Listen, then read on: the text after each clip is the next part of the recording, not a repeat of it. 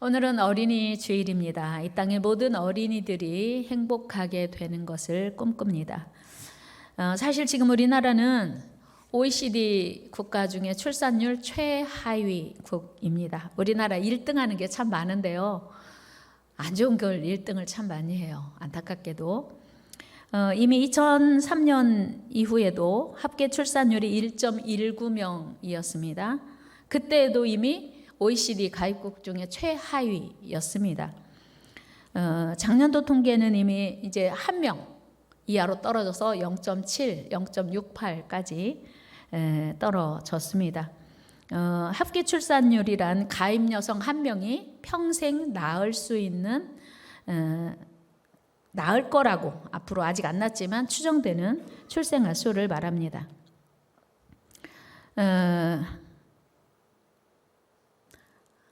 전 세계에서 출산율이 너무 저조해서 가장 빨리 없어지는 나라 중에 또 한국이 있습니다. 나라를 위하여 자녀를 출산해야 돼요. 애국하는 길 출산입니다.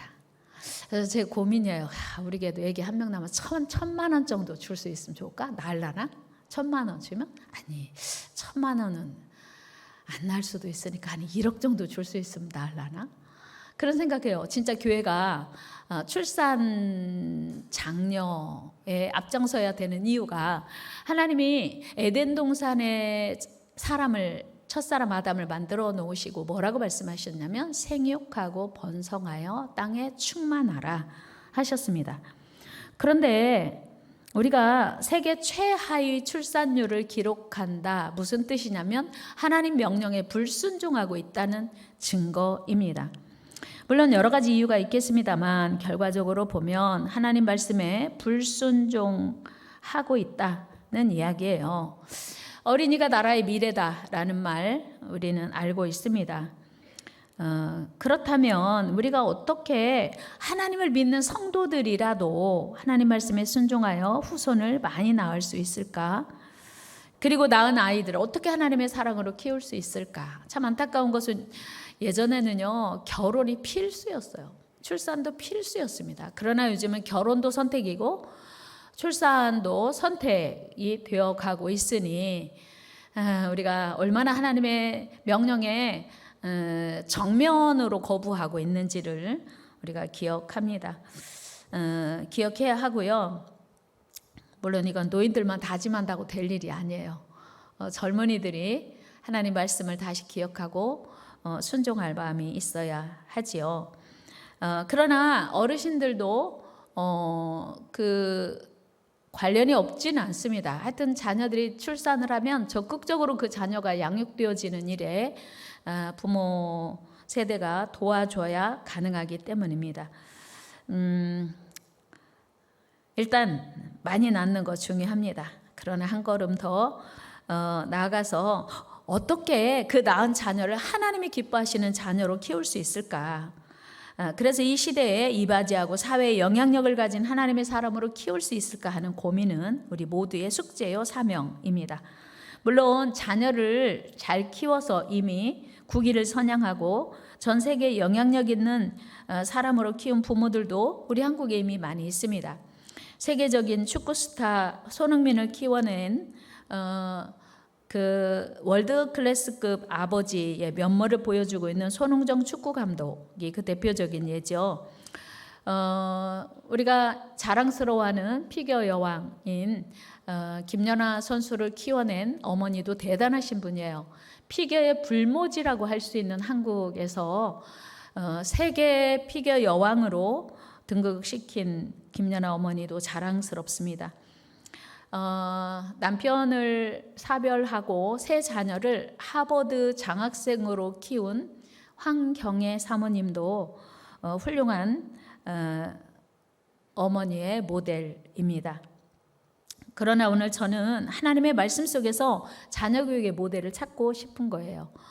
그러니까 세상적인 스타로 키우는 것도 훌륭하고 귀한 일인데 어떻게 하면 하나님 나라의 귀한 일꾼으로 양육할 수 있는가? 이것은 우리 모든 믿는 사람들에게 주신 하나님이 사명이기 때문입니다. 하나님께서 우리를 사랑하셔서 어떻게 하면 우리가 복을 누리며 살 수 있는지, 우리만이 아니고 자손 대대로 하나님의 은혜와 축복 가운데 살아갈 수 있는지를 성경을 통해서 말씀해 주셨고, 특별히 오늘 본문에서 말씀하고 있습니다. 여러분, 어떻게 하면 우리의 사랑하는 자녀들이 하나님의 은혜 안에서 행복하게 자라고 아름답고 형통한 삶을 살 수 있을까요? 오늘 본문은 모세의 설교입니다. 본문은 하나님께 대한 하나님의 백성의 기본 자세를 다루는 모세의 고별 설교 제2부 중 십계명을 재반포하는 장면입니다. 하나님께서는 출애굽한 이스라엘 백성들에게 하나님의 백성, 즉 하나님의 선민 언약 체결의 조건으로 율법, 즉 십계명을 제시하십니다. 십계명은 이스라엘 백성들이 하나님의 선민으로서의 삶을 사는 데 있어서 가장 핵심이 되는 율법, 또 행동 규범입니다. 흔히 모세오경을 율법서라고 말합니다. 그만큼 모세오경 중에 가장 중요한 핵심은 율법입니다. 그 율법 중에서도 이 십계명은 모든 율법의 의미를 암묵적으로, 압축적으로 표현하고 있는 율법의 중심, 곧 율법 중에 헌법이라고 말할 수 있습니다. 그런 점에서 우리는 십계명을 바라볼 때 단순히 우상숭배 금지나 살인, 도둑질 등 이웃에게 해가 되는 일을 하지 말라라고 하는 세상에 살아가는 도덕률 정도를 말씀하신 게 아니라는 사실을 우리는 기억해야 합니다. 무엇보다 십계명은 본질에 대한 계명이기 때문입니다. 십계명은 먼저 둘로 나눌 수 있는데요. 1계명에서 4계명까지는 하나님에 관한 대신 계명, 5계명에서 10계명까지는 이웃과의 관계, 대인 계명입니다. 이는 십계명 자체가 단순한 도덕률이 아니고 하나님의 백성이 맺어야 할 하나님과의 관계에 초점이 있음을 증거해 줍니다. 이런 십계명은 먼저는 하나님과 어떻게 화평할 수 있을까? 그리고 어떻게 이웃과 또 화평할 수 있을까라고 기록하고 있습니다. 그 이유는 하나님과 관계가 먼저 바로 세워질 때 우리 이웃과의 관계도 바로 설 수 있기 때문입니다. 여러분 생각해 보면 지금 우리가 살아가는 이 땅이 미움과 시기와 질투와 다툼과 반목과 여러 가지 악이 횡행하고 있습니다. 그렇다면 언제부터 이게 시작이 됐을까요? 언제부터 이렇게 사람들 간에 서로 싸우고 미워하고 다투고 죽이고 음행을 하고 도덕질과 거짓말을 난무하게 되었을까요? 그것은 바로 우리 인류의 조상 아담에게로 거슬러 올라갑니다. 아담이 하나님 말씀에 불순종한 이후에, 그러니까 하나님과 관계가 깨진 이후에 죄를 짓고 타락하게 되자 그의 아들 가인이 동생 아벨을 죽이는 살인자가 되었습니다.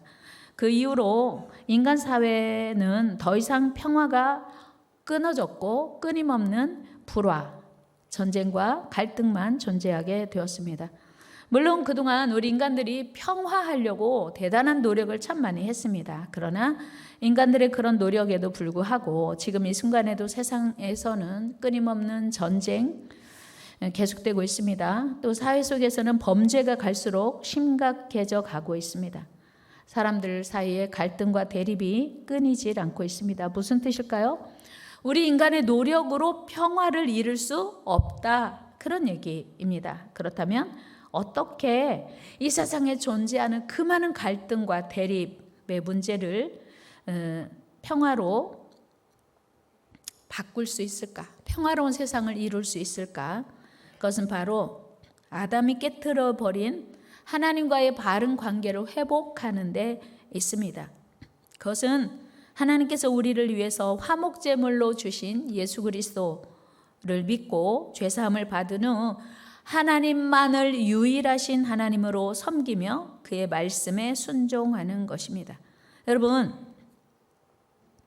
생각해 보면 아담이 불순종했습니다. 아담이 하나님께 범죄했습니다. 그런데 왜 그의 아들들이 싸우고 미워하고 다투다가 죽임을 당했을까요? 아버지가 불순종했는데, 아버지가 하나님께 범죄했는데 왜 아들들이 싸우고 미워하고 다투고 죽이고 죽었습니까? 그러니까 하나님과의 바른 관계가 먼저 정립이 될 때에 이 땅에서 사람들과의 모든 관계가 화해되더라고 하는 거예요. 그러니까 서로 사랑할 수 있는 화해의 세상이 되기 위해서는 먼저 하나님과의 관계가 정립되어야 한다고 하는 것입니다. 우리 안에 있는 미움과 악에 대한 근성을 우리 힘으로 극복하는 것이 가능할까요? 결코 불가능합니다. 지금 이 순간에도 우리 온 인류는 내가 하나님 앞에 바로 서 있는지를 점검해야 돼요. 그리고 바로 서야 됩니다. 그러니까 하나님과 관계가 바로 서지 않으면 이웃과의 관계가 해결되기 어렵기 때문이에요. 왜요? 오늘 본문 6절에서 모세가 십계명을 다시 반복하면서 이렇게 말씀하세요. 나는 너를 애굽 땅 종되었던 집에서 인도하여 낸 내 하나님 여호와라. 무슨 말씀이냐면 출애굽 사건은요, 하나님이 하신 사건이고 하나님의 사랑에서 비롯된 사건입니다. 그러니까 출애굽은 이스라엘 백성들이 그렇게 원하는 일이었어요. 200만 명이 넘는 이스라엘 민족 모두가 우리 애굽에서 해방되면 좋겠어 라고, 우리를 해방시켜 주세요, 우리에게 자유를 주세요 라고 끊임없이 부르짖었습니다. 그런데 그들 힘으로, 그들 자력으로는 출애굽할 수 없었습니다. 그래서 하나님께서 모세를 보내서 그들을 출애굽시키셨어요. 그러니까 하나님의 사랑이 이스라엘 백성들에게 이미 임했다는 사실을 하나님이 말씀하고 있는 것입니다. 그러니까 출애굽한 이스라엘 백성들이 출애굽 사건을 기억하면서 십계명을 받으면, 아하, 이 말씀이 우리를 향한 하나님의 사랑이로구나 라고 느껴야 된다는 거예요. 그러니까 이스라엘 백성들이 먼저 하나님을 사랑했기 때문에 출애굽이 이루어졌고, 출애굽한 이스라엘 백성들은 이제 그 하나님의 말씀에 순종할 때 그 다음 단계의 은혜가, 축복이, 형통이 이루어진다는 하나님의 약속입니다.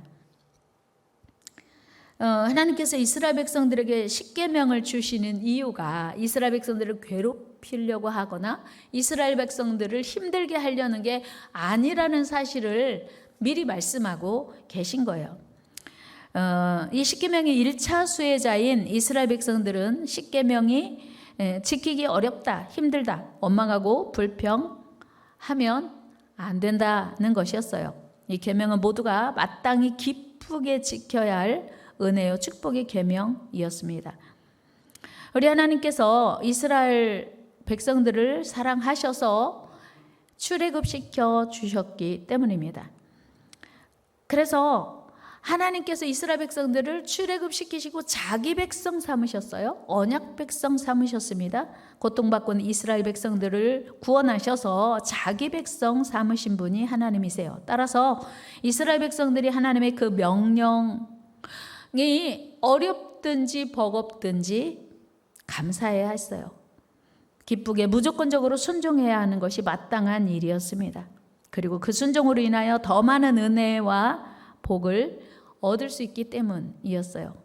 그렇다면 오늘 우리는 어떻습니까? 오늘 우리도 마찬가지입니다. 죄와 사망에 매여 종노릇하고 있던 우리가 마침내 영원히 멸망에 이를 수밖에 없는 우리, 무조건적인 하나님의 은혜로 구원해 주셨고 당신의 자녀 삼아 주셨습니다. 우리 에베소서 2장 8절 말씀 읽어요. 시작. 너희는 그 은혜에 의하여 믿음으로 말미암아 구원을 받았으니 이것은 아멘. 하나님의 선물이에요. 구원은 하나님의 선물이에요. 무조건 아무 조건 없이 구원해 주셨어요. 그러니 이제 하나님께로부터 받는 십계명 또는 다른 어떤 명령에 순종하라고 하는 계명을 받을 때 기쁘게 받으셔야 돼요. 우리를 너무 사랑하셔서 우리를 구원해 주시고 이 계명을 주셨기 때문입니다. 그러므로 하나님의 계명은 사랑이에요. 우리가 하나님 말씀에 대해 기쁨과 자발적으로 순종해야 되는 이유입니다. 그런데 오늘 7절에서 하나님은 나 외에는 다른 신들을 네게 두지 말라. 하나님만 사랑하라는 거예요. 8절에서도 이렇게 말씀하고 있어요. 우리 같이 한번 읽어요. 시작. 너는 자기를 위하여 새긴 우상을 만들지 말고 위로 하늘에 있는 것이나 아래로 땅에 있는 것이나 땅 및 물속에 있는 것에 어떤 형상도 만들지 말며. 여기서 중요한 게 자기를 위하여. 여러분, 사람들이 우상을 만드는 이유가 뭐냐면 자기를 위한 거라는 거예요. 여러분, 집밥이 건강에 좋아요? 외식이 건강에 좋아요? 근데 집밥이 맛있어요? 외식이 맛있어요? 어머니께서 정성껏 식사를 준비해 놓으셨는데 아이들이 식탁에 앉자마자 맛없어. 라면을 들고 와요. 엄마 마음이 어떨까요? 속상하죠. 너에게 진짜 유익을 주고 너의 건강을 위해서는 엄마가 정성 들여 만든 음식이야. 그런데 아이들은 맛없다는 이유로 진짜 건강에 해로운 라면을 좋아합니다. 그때 부모 마음. 마치 하나님께서 우리에게 주신 계명들이 이거 지키기 너무 어려워. 우리 이거 필요 없어. 나 안 지킬래. 난 내가 하고 싶은 대로 살 거야 라고 하는 게 바로 그런 거예요. 하나님이 우리에게 주신 계명이 지키기 어렵거나 버거워도 우리를 정말 사랑하는 거예요. 우리를 정말 생각하셔서 하나님이 우리에게 주신 계명이거든요. 그런데 우리는 힘들어, 어려워, 싫어. 그래서 나 내 맘대로 살 거야 라고 하는, 마치 철부지 자녀들처럼 우리가 하나님 앞에서 행하고 있지는 않은지 생각해 봐야 돼요. 내가 입이 맛이 없어서 난 라면을 먹을 거예요. 그게 오늘 본문 8절에 너를 위하여 라고 하는 거예요. 나는 내 입맛을 위하여 라면 먹을 거예요. 아니야, 너를 정말 위하는 것은 엄마가 만든 음식이야 라고 이제 알아들어야 돼요. 여러분, 인간이 하나님 말고 다른 그 우상을 섬기는 이유가 뭐냐면 철저하게 인간의 탐심, 욕심 때문이라는 거죠. 즉 인간이 하나님 외에 다른 우상을 만들어 섬기는 이유는 풍요롭게 살고 싶은, 자유롭게 살고 싶은 욕심을 채우기 위한 거라는 거예요. 여러분, 북왕국 이스라엘의 초대 왕으로서 북왕국 우상 숭배를 공식 도입했던 여로보암, 이 본래 우상숭배자가 아니었습니다. 그는 하나님을 성실하게 신실하게 사랑하는 하나님의 사람이었어요. 그러니까 불순종한 솔로몬 때문에 나라를 둘로 나눠. 아니요, 둘로 나눈 게 아니에요. 12지파 중에서 10지파를 북이스라엘로 구분하시면서 여로보암에게 그 땅을 맡기셨다면 얼마나 하나님이 여로보암을 사랑하신 거예요? 그런데 여로보암이 욕심이 생겼어요. 10지파에 예루살렘이 없는 거예요. 그러니까 사람들이 이스라엘 백성 모두는 예루살렘에 가야 하나님께 예배한다고 생각하는데 자기가 다스려야 하는 북이스라엘에는 예루살렘이 없어요. 그러니까 이스라엘 백성들이 예루살렘에 예배하러 간다고 하면서 마음이 자기에게서 떠날까 봐 하나님이 자기에게 맡겨주신 그 10지파를 지키기 위해서 우상을 만들어요. 그래서 단과 베델에 우상을 만들어 제단을 세우면서 여기가 하나님 계신 곳이야. 이 우상 앞에 절하는 것이 하나님 잘 섬기는 거야 라고 자기 욕심을, 자기 배를 채우기 위해서 북이스라엘의 왕으로 세우신 하나님을 배반하는 일을 했다는 겁니다. 여러분, 얼마나 하나님 보시기에 괘씸한 일입니까? 배은망덕이 따로 없겠죠. 결국 여로보암은 자신의 통치권을 유지하기 위해서 탐심으로 우상숭배를 택하게 된 것입니다. 여러분, 여기서 우리가 잘 분별해야 합니다. 여로보암은 북이스라엘의 왕이었고요. 여로보암을 북이스라엘의 왕으로 세우신 이가 하나님이셨습니다. 그런데 여로보암은 욕심과 탐심에 눈이 어두워서 하나님보다 우상을 택하게 된 것입니다. 여러분, 오늘 여기까지 오는 동안 하나님의 은혜로 오셨습니까? 여기까지 오는 동안 하나님의 인도하심이 있었습니까? 그렇다면 이제 우리는 하나님을 더 사랑하고 더 섬겨야 돼요.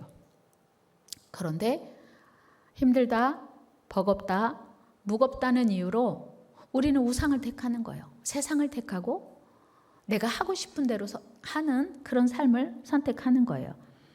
결과가 어떻게 되었을까요? 여로보암이 우상을 세우고 그리고 우상을 섬기도록 조장한 결과 북이스라엘이 모두 멸망했습니다. 여로보암뿐만 아니라 북이스라엘 모두가 멸망했어요. 아수르에 멸망했습니다. 한 사람의 잘못된 선택, 한 사람의 잘못된 그 조상의 선택으로 말미암아 대대로 망하는 길로 들어서게 됐어요. 열왕기상 13장으로 가봅니다. 시작. 여로보암이 이 일 후에도 그의 악한 길에서 떠나 돌이키지 아니하고 다시 일반 백성을 산당의 제사장으로 삼되 누구든지 자원하면 그 사람을 산당의 제사장으로 삼았으므로 이 일이 여로보암 집의 죄가 되어 그 집이 땅 위에서 끊어져 멸망하게 되니라. 아멘. 보세요.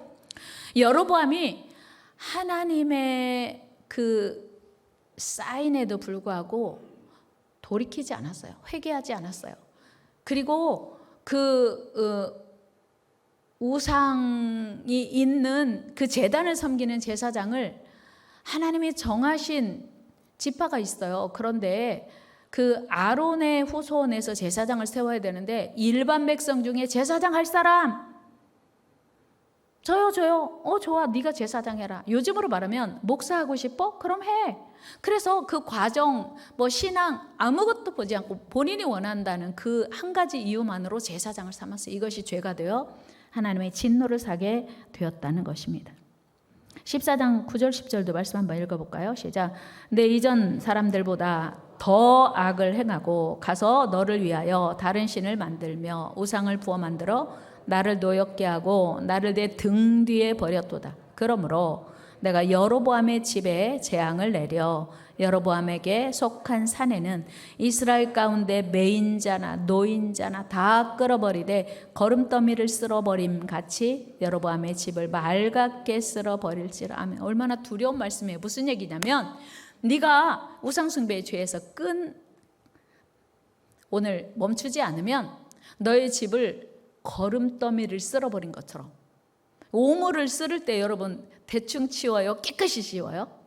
깨끗이 치우죠. 아우 냄새도 나고 그 지저분한 그게 남으면 안 되니까 깨끗이 치워요. 그런데 너의 가문을 깨끗이 거름더미 쓸어버리는 것처럼 깨끗이 쓸어버린데 얼마나 무서운 말씀입니까? 그 이후로 여로보암은 망하는 집안의 대명사가 되었습니다. 열왕기하 15장 말씀 18절 읽어요. 시작. 악을 행하되 여로보암의 길로 행하며 그가 이스라엘에게 범죄한 그 죄 중에 행하였더라. 아멘. 여기서 여로보암의 길, 여러분 여로보암이 먼저 그 우상의 길을 갔어요. 우상숭배의 길을 갔고 우상숭배의 길을 냈어요. 그랬더니 후손들이 따라갔고 그래서 망했다. 그런 얘기예요.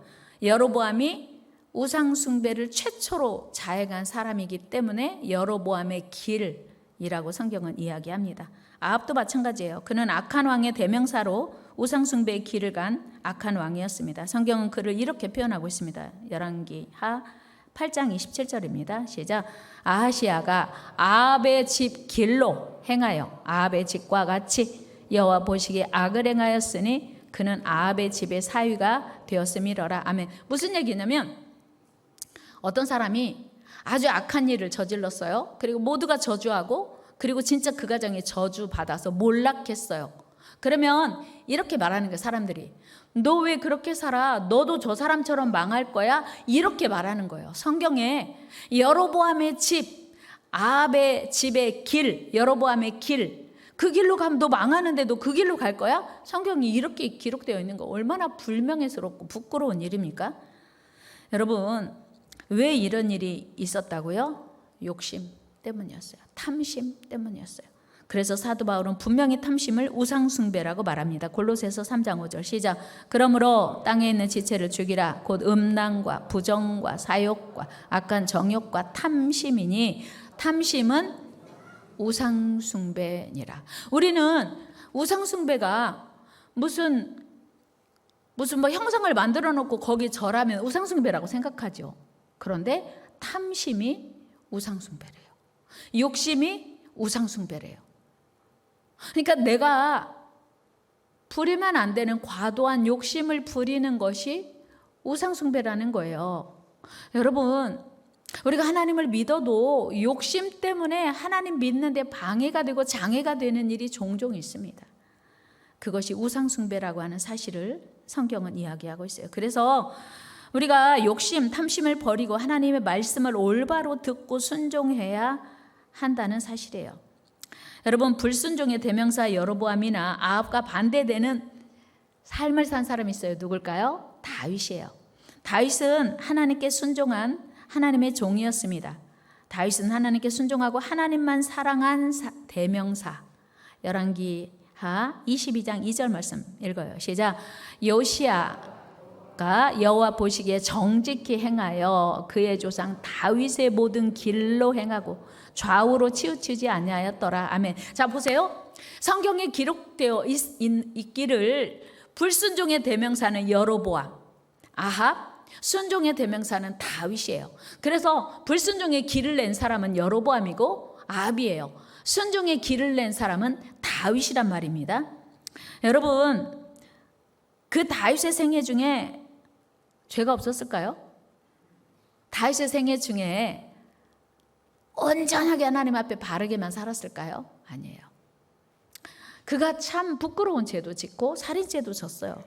그러나 그럼에도 불구하고 그의 중심이 오직 하나님이었습니다. 죄 저면 범죄했을 때는 바로 회개하고 하나님께 용서를 구했습니다. 그래서 하나님은 그를 내 마음에 합한 사람이라고 하셨죠. 여러분, 다윗이 왕이 되었을 때가 BC 1010년경이거든요.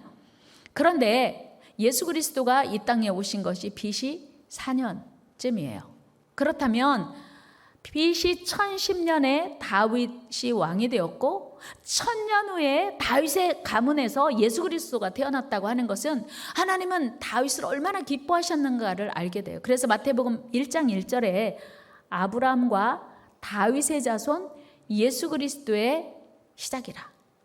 그러니까 하나님은 다윗을 기뻐하셨기에 순종의 삶을 산, 하나님의 말씀대로 산 다윗을 통해서 예수 그리스도가 나게 하셨다는 것입니다. 여러분, 이 큰 복이, 이보다 더 큰 복이 어디 있겠습니까? 여러분들의 생에 이런 복이 임하기를 축복합니다. 그러니까 그 1000년 전에 살았던 사람을 언급하면서 예수 그리스도가 그 가문에서 났더라, 그런 기록을 성경에 하고 있는 거예요. 여러분, 우리가 하나님을 사랑해야 하는 이유입니다.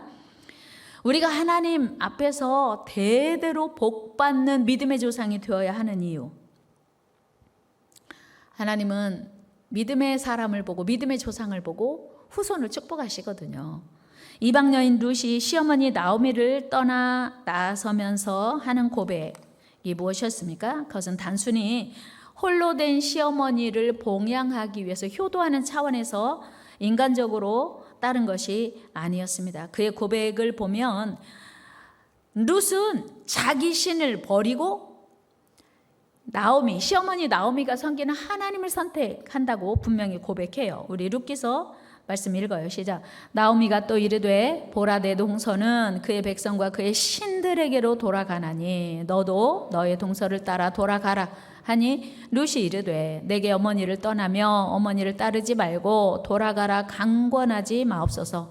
어머니께서 가시는 곳에 나도 가고 어머니께서 머무시는 곳에서 나도 머물겠나이다. 다 같이 큰 소리로 어머니의 백성이 나의 백성이 되고 어머니의 하나님이 나의 하나님이 되시리니. 아멘.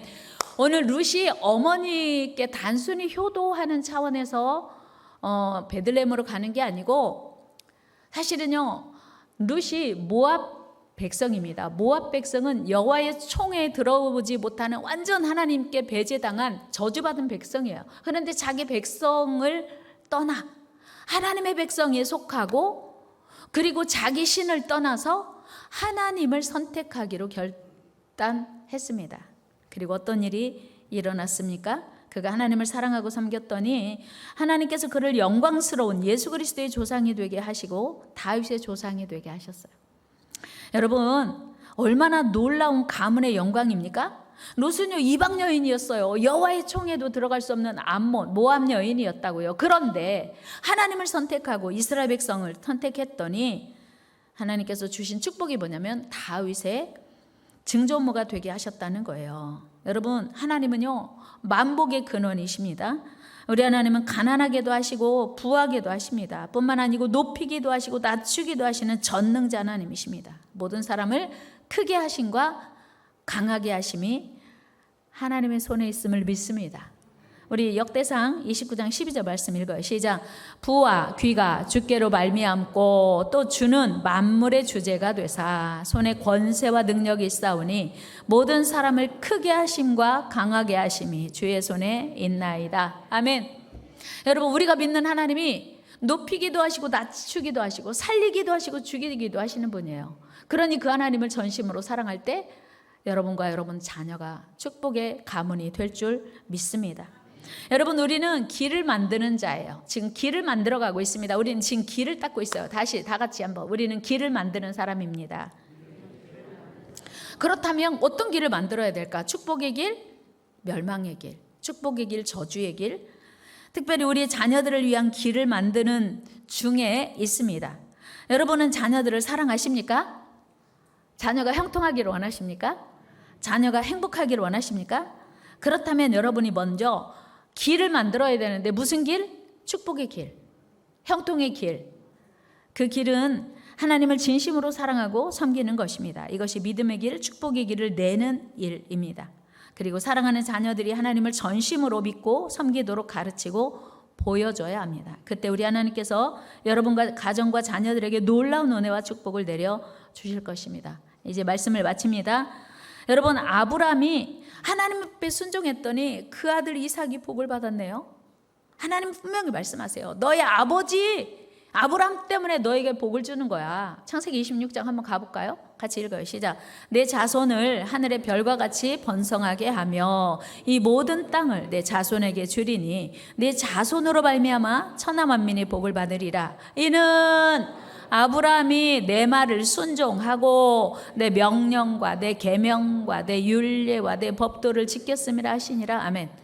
이삭에게 하나님이 하시는 말씀에 내가 너의 자손을 하늘의 별같이 번성하게 그리고 존귀하게 해주겠다. 이는 그 이유가 뭐냐면 너의 아버지 아브라함이 순종했기 때문이라고 말씀하시는 거예요. 여러분, 다윗의 아들 솔로몬이 하나님 앞에 실수하고 불순종하는 범죄를 저질렀어요. 그래서 나라를 둘로 나누기로 하셨을 때 하나님이 솔로몬에게도 분명히 말씀하세요. 너의 아버지 다윗 때문에, 다윗의 순종과 충성 때문에 너에 대해선 나라를 나누지 않고 너의 아들에 대해서 나누겠다. 열왕기상 11장 12절 말씀 읽어요. 시작. 그러나 내 아버지 다윗을 위하여 네 세대에는 이 일을 행하지 아니하고 네 아들의 손에서 빼앗으려니와. 아멘. 부모가 어떻게 살아야 하는지 너무 중요하다는 사실을 우리는 확인할 수 있습니다. 여러분, 우리 모두 하나님을 사랑합시다. 자녀를 사랑하는 진정한 길은요, 내가 하나님 사랑하는 거예요. 하나님보다 더 사랑하는 것 모두 우상숭배입니다. 자손 대대로 은혜와 축복을 누리는 복된 성도, 복된 가정 되시기 바랍니다. 부모된 우리가 하나님을 가장 잘 섬기는 일은 그 무엇과도 바꿀 수 없는 가장 소중한 재산이요. 여러분, 유산 물려주고 싶지요? 없어서 못 물려주잖아요. 하나님 잘 믿는 것이 어마어마한 유산 물려주는 겁니다. 우리 모두 믿음의 가문, 축복의 자녀를 세워가는 복된 부모 되기를 주의 이름으로 축원합니다. 하나님 감사합니다. 우리 모두 믿음의 가문을 세워가는 축복의 부모가 되게 하여 주옵소서. 축복의 부모, 순종의 부모가 형통의 자녀를 세웁니다. 하나님, 이 복이 우리 모두에게 임하게 하여 주옵소서. 예수님의 이름으로 기도드리옵나이다. 아멘.